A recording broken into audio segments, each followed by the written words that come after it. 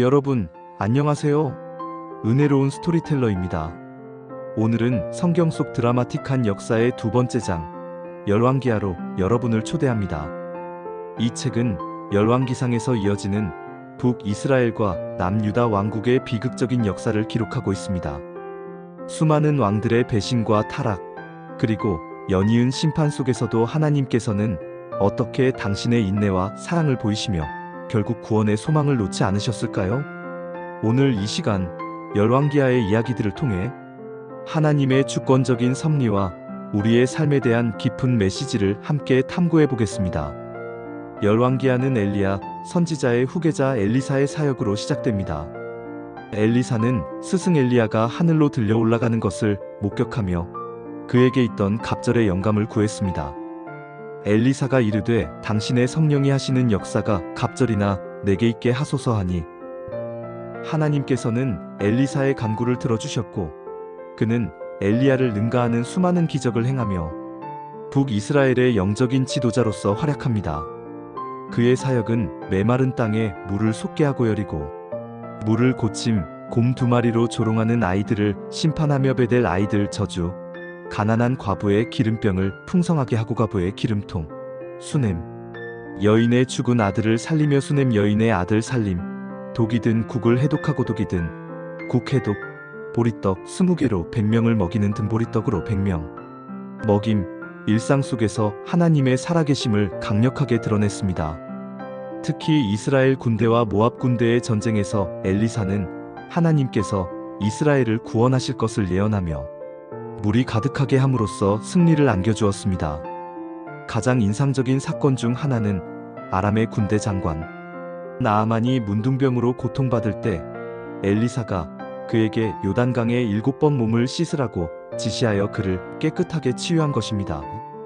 이에 나아만이 내려가 하나님의 사람의 말대로 요단강에 7번 몸을 잠그니 그의 살이 어린아이의 살같이 회복되어 깨끗하게 되었더라.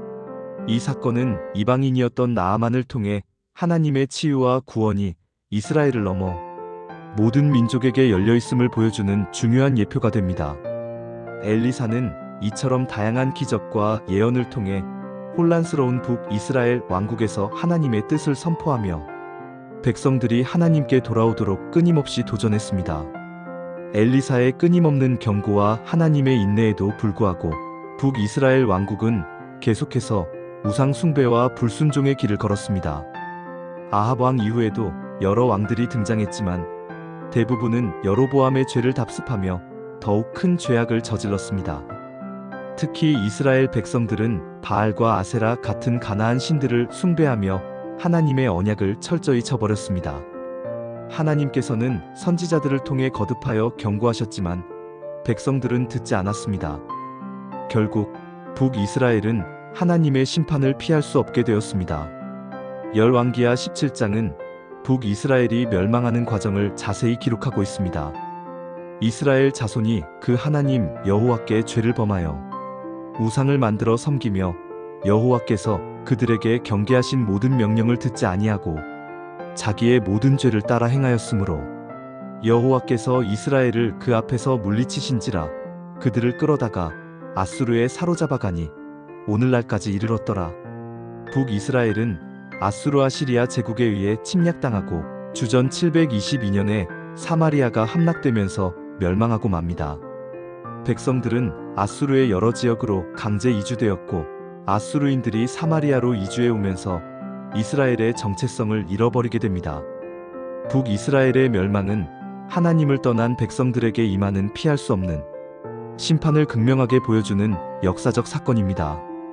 북이스라엘이 멸망하는 동안 남유다 왕국은 다윗 왕조의 맥을 이어갔습니다.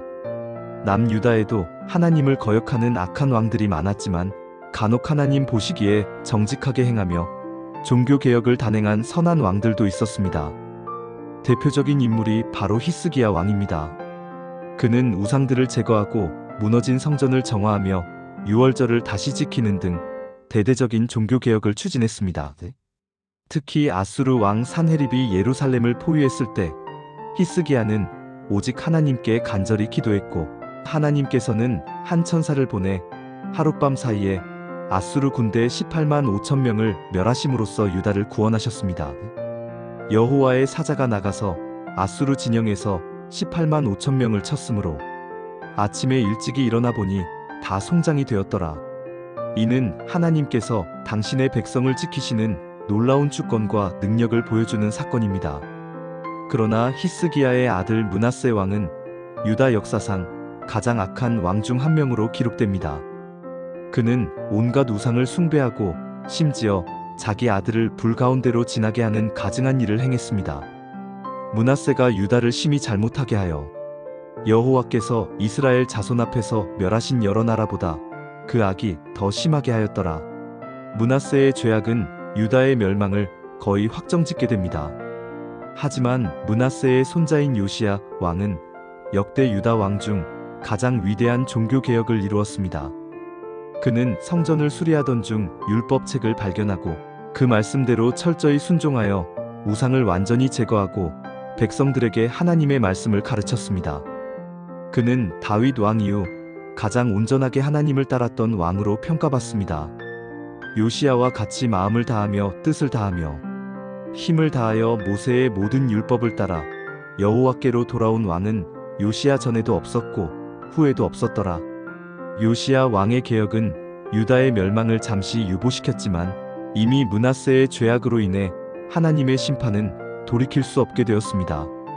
요시야 이후의 왕들은 다시 악한 길로 돌아섰고 결국 남유다는 바벨로니아 제국에 의해 침략당하게 됩니다. 주전 586년 예루살렘 성전은 파괴되고 백성들은 바벨론으로 포로로 끌려가며 남유다 왕국도 멸망하고 맙니다.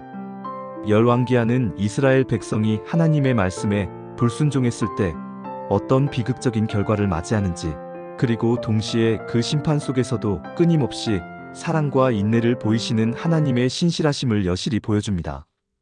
북이스라엘의 멸망과 남유다의 바벨론 포로 생활은 하나님의 공의로운 심판이었지만 그 안에는 언젠가 다시 돌아오게 할 것이라는 구원의 소망도 담겨 있었습니다. 이스라엘의 역사는 곧 우리의 삶이며 하나님의 말씀에 대한 우리의 태도를 돌아보게 합니다. 오늘 열왕기하 말씀을 통해 하나님의 깊은 사랑과 공의를 다시 한번 깨닫는 시간 되셨기를 바랍니다. 다음 시간에 다시 만나요.